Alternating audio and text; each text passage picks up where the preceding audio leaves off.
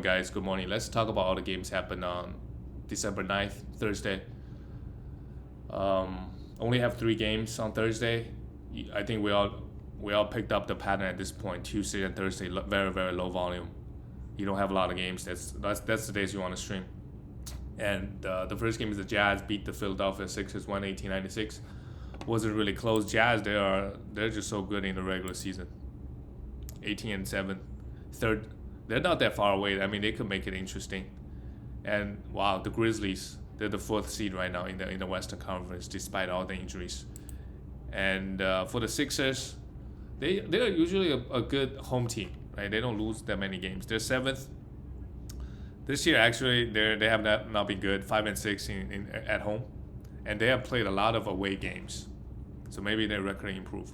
Obviously, Joel Embiid and a bunch of other guys, Tobias Harris, all got COVID.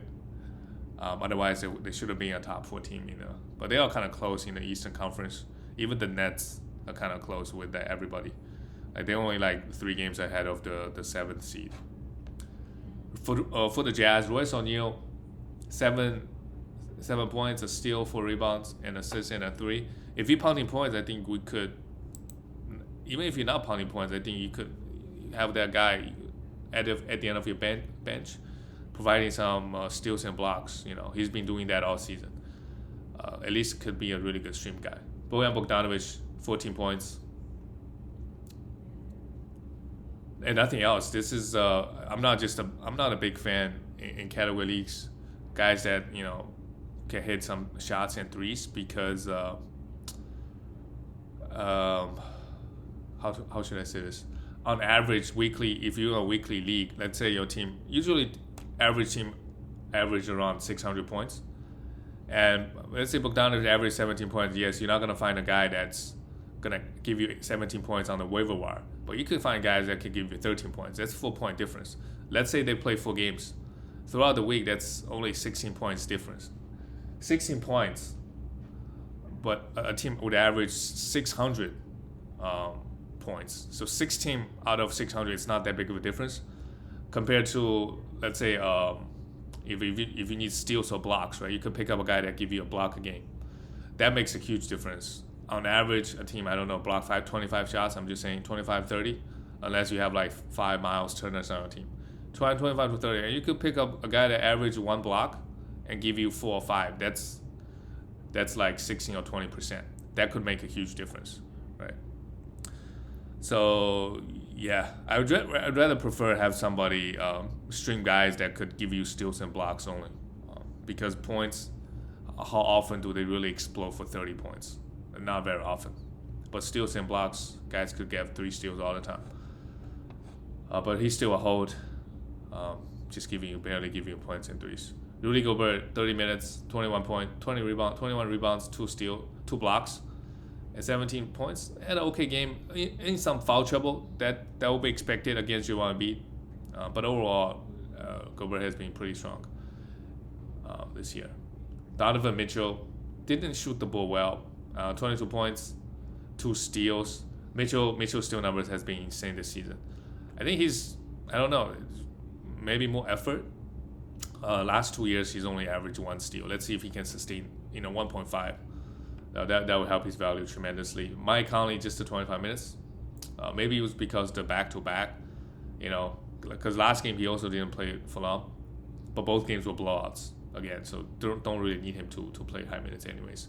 2 threes, and I'm just really trying to sell Mike Conley high if I get any type of opportunity. Hassan Whiteside, in 15 minutes, he's like, the guy on the scissors, Andre Drummond. Coming in 15 minutes, provides you good rebounds and blocks. Drummond is probably better per minute wise, but it's a good game from Whiteside. Consider he had to play against the Sixers front court, which is pretty big. Joe Ingles got some extra minutes, and Jordan Clarkson 11 points and a steal. Both of guys are not. We could stream them, but I wouldn't roster them. Only stream options. For the Philadelphia Sixers, Danny Green just to 19 minutes.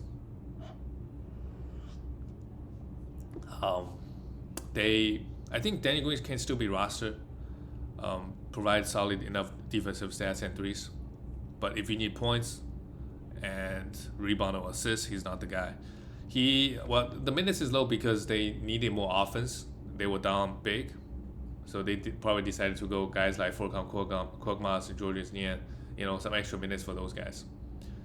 Tobias Harris, 17 points and 7 rebounds and a block, an average game from Tobias. Joel Embiid against Rudy Gobert. Field goal was he only went to free throw line twice, but still a monster line. Three steals and a block. Joel Embiid in the past 2 weeks he's like already a top 10 player, right? Yep, he's a 11th ranked player. It's safe to say he's back, and injury is the only concern. Otherwise, per game basis he should be a top 10 player. Seth Curry, 18 points, 4 assists, and okay. He's been playing fairly well, providing solid enough points and threes, just like Bogdanovic. If you can trade him for anything. And Tyrese Maxey, let's not drop him yet. Just the 25 minutes. Shake Milton has been getting more minutes, and his usage was all right this game. He took 10 shots at least, but he's nowhere near. From the looks of things now, he won't even sniff top 80. But probably just to see if he could turn things around. But with all the guys back, the usage is, and he's a guy that doesn't really get that many defensive stats.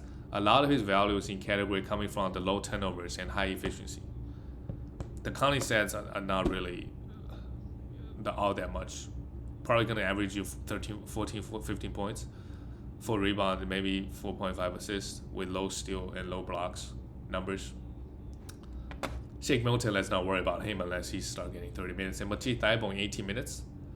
Again, because they were down big, they're not going to play Matisse Thybulle or Danny Green all that much. Those guys are for defensive purposes only.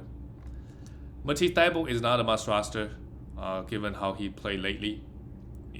If you're pounding points and threes, well, he actually hit some threes. If you're pounding points and rebounds, like if you're pounding 2 of those categories, maybe you could roster him because he's not giving you anything else other than steals and blocks. And he's not getting it at a huge rate at the moment. So the minutes is not up anyways. The next game, this game was very, very ugly. The Lakers lost to the Grizzlies. Grizzlies were without Ja Morant and Dillon Brooks. 2 starters, still lost. And Lakers, they got pretty much everybody this game. Taylor Horton Tucker, 27 minutes. I don't think he's a must roster, to be honest. You could stream him. It's too up and down, and with everybody in, he really just doesn't have the opportunity to go off. But he could bring multiple categories. He has the ability to do that. But he's not been good ever since LeBron came back. LeBron plays super well. A triple-double, 11 assists. Hit all his free throws, 7 for 15, 20 points. Really scary stuff from LeBron. And I think, look at his stat now, at 4 steals and 2 blocks. Obviously, he's trying super hard. Try to bring up that defensive intensity. But I would really try to sell high. After this game, whenever LeBron played this year, he's super good.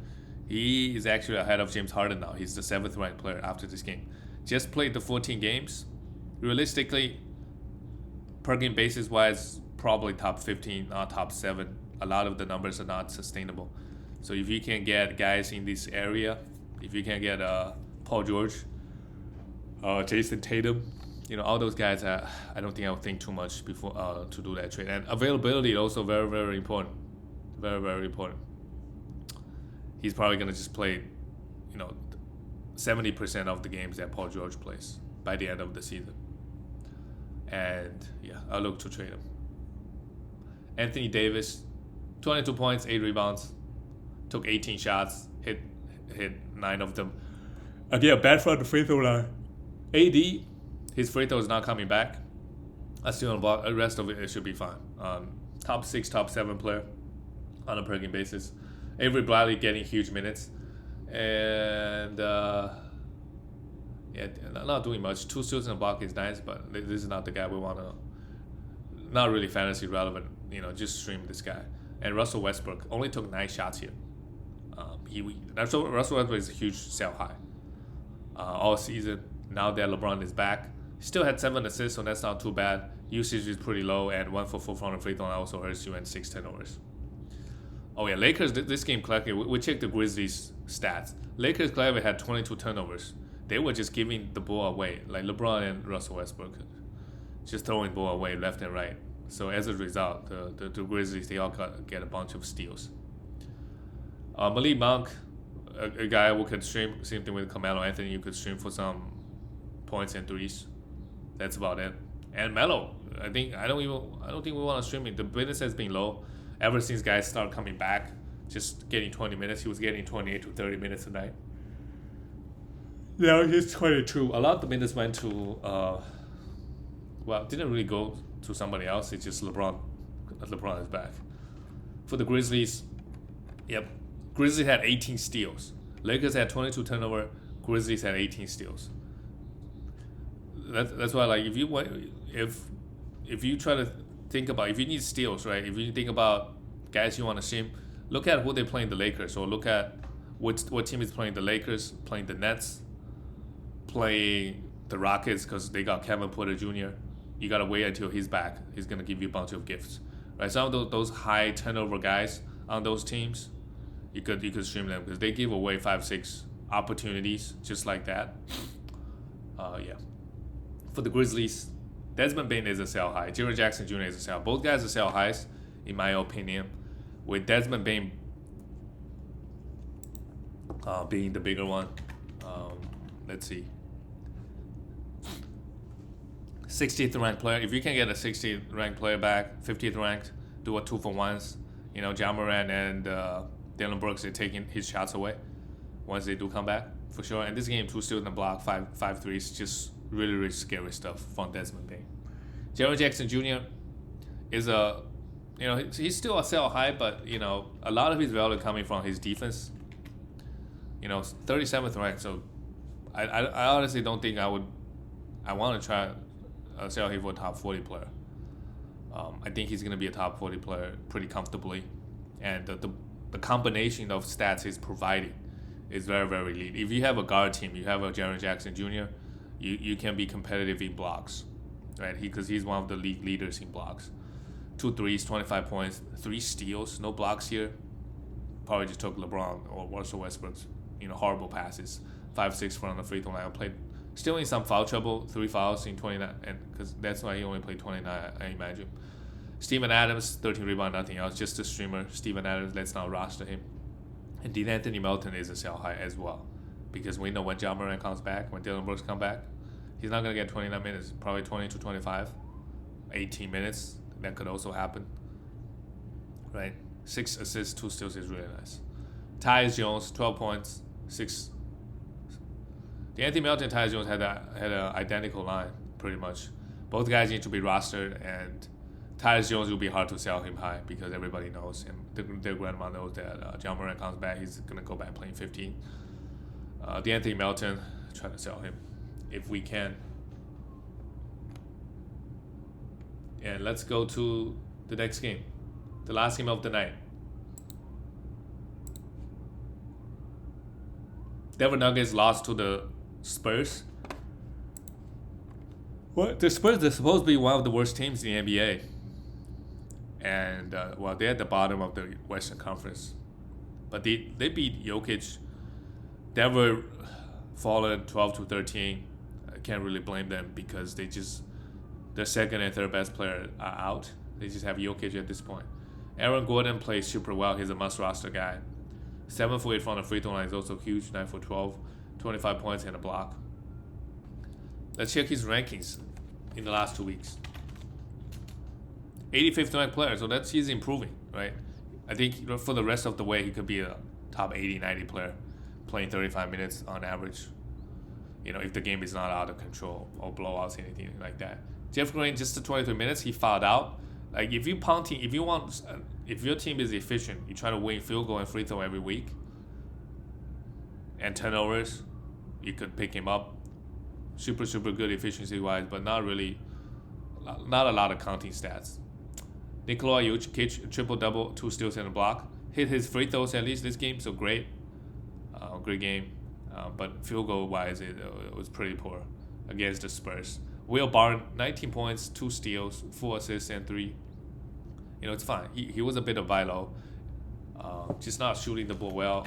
Had it go in this game and did a bit of everything. Last 2 weeks, 98th ranked player. Like I would trade, Aaron Gordon for Will Barton for sure. Because if you're pounding field goal, Will Barton is great. I think. Sometimes he will throw your free throws as well. Have a bunch of turnovers, but the county said he's providing solid rebound, assists, and points. And some threes. Monty Morris, 5 assists is nice, and nothing else. 13 points. While Campazzo is a guy we could for sure, I think we talked about many times, stream him for assists and steals. And the little guy, he strips a lot. Get some blocks as well. So a steal and a block, three assists, solid enough to stream for those 2 categories. And the last team of the night we're gonna talk about is the San Antonio Spurs. They had a bunch of guys out, I believe. Keldon Johnson was out. Devin Vassell played. Okay. Keldon Johnson was out, so Keita Bates-Diapo played 32 minutes. Just come in and provide fantasy value. 9 rebounds and 2 steals. I don't think he's a guy. They do have a back-to-back, so if Keldon Johnson continues to miss games, he's a guy we could pick up. We could pick up McDermott for 3s and points and good efficiency. It did exactly that. Actually, he doesn't make that many 3s. I take it back. Mainly just the points and efficiency. Jacob Poeltl, great game. 9 rebounds, 6 of them being offensive, 7 assists as a center. Yeah, like if you play in the Spurs system, everybody's gonna get some assists. Great. 2 blocks, decent enough. And Derek White, he had a really good game, but he was a -3 this game. This is the Derek White we wanted to see. White in the last 2 weeks, oh my God, 24th ranked place. So for sure, White is a sell high, for sure. But unless you can get a consistent top 40 player back, I think I would just want to keep him because he could be a top 40 or 50, right? And again, it depends on your team, right? He provides really, like his field goal, he's gonna hurt your field goal, which is all right. Like your strategy becomes clear. Like if you're not trying to win field goal, that's fine because he can hit 3s, he can score a little bit, not a big points guy, but can get rebounds, assists, steals, and blocks. But if that's not for your team, if you have a big man team, you need some efficiency, and you don't care about the assists or the 3s, then you can trade him for somebody else. Do a 2-for-1. You can get Dejounte Murray, right? If that's the case. So it's all team dependent. But obviously, a sell high, don't think he can sustain this. But who knows? Beginning of the season, he was so poor. Maybe rest of the season, he's going to be more consistent and provide consistent top 50 value because that's really how I look at him, a top 50 player. Dejounte Murray, 20 points, continues to be super strong and hit 3s as well. So I take that back. Dejounte Murray actually hit 3s this year. He took 8 3s here, 3 3s, 8 rebounds, 9 assists, a steal, and 20 points. Really scary stuff. And a lot of bench guys, remember they have 5 games this week. So Lonnie Walker, if you could stream him for Saturday and Sunday, just for some points and 3s mainly. He doesn't really get a lot of defensive stats. And Devin Vassell came back, played just 17 minutes, had a steal and 2 blocks. Mainly streaming for rebound. I think he grabbed some rebounds and some defensive stats. But the minutes is not up yet. Eventually, I think he should have a 25-minute run on this team. And that's it, guys. And Thaddeus Young, we got to drop him. He came here play 1 minute. That is such disrespect. But what are you going to do? Thaddeus Young came out and said he's not happy there. So he probably get, it's youth development for the San Antonio Spurs. Why did Thaddeus Young go there in the first place? He should be competing for a championship. So, I don't know. He's probably going to get traded. And that's it, guys. I'll see you tomorrow.